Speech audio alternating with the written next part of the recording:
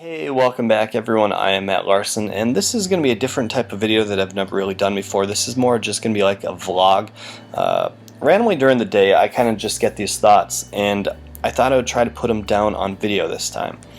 And I was thinking about this earlier today. What would it actually take for a reset to take place in America? And what I mean by a reset is, what would it take for us to right the American ship?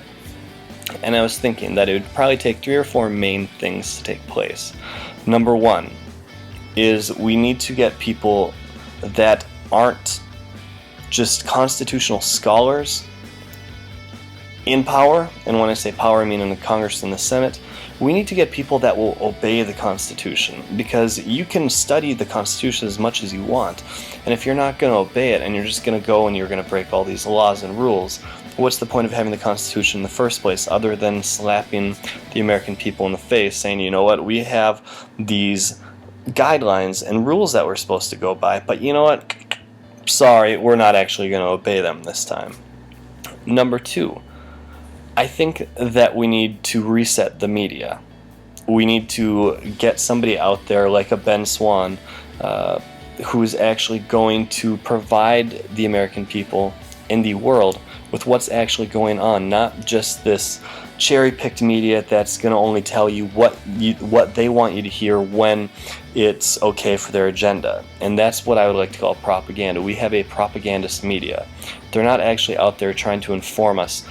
The only thing that the media is trying to do is to get us to not actually look at the critical issues and to fight in between yourself with the left and the right, and not actually hold the people accountable that need to be held accountable. I think that Ben Swan does a fantastic job at actually making sure people are knowledgeable on it and they know how to act on it. Because you can have all the knowledge in the world, but if you don't know what to do with it, what's that knowledge going to do for you?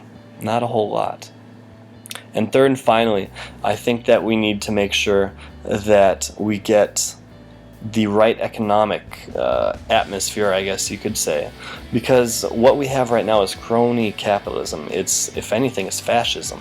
We don't actually have a true free market capitalistic society that the media likes to try to blame for all of our woes right now when it comes from the left. And the right, honestly, when it comes to Fox News, they're not really pushing that much either. They're for the bailouts when it comes to this, and then they're for raising the debt limit on certain things. And it all depends on who's in office. Whether it's a Democrat or a Republican, you're going to see just these flip-flop back and forth. And it all comes down to actually making sure that we don't step in and try to force things, because that's when we create bubbles. A truly free market is going to have the lowest amount of regulations possible, but yet the free market is the regulation. If there's a company out there that is providing a poor product, the market will then regulate that product out, because no one is going to want to have it, because they're actually going to be informed on what they're buying. Hence GMOs being such a big deal right now. Some people are for labeling it, some people aren't for labeling it.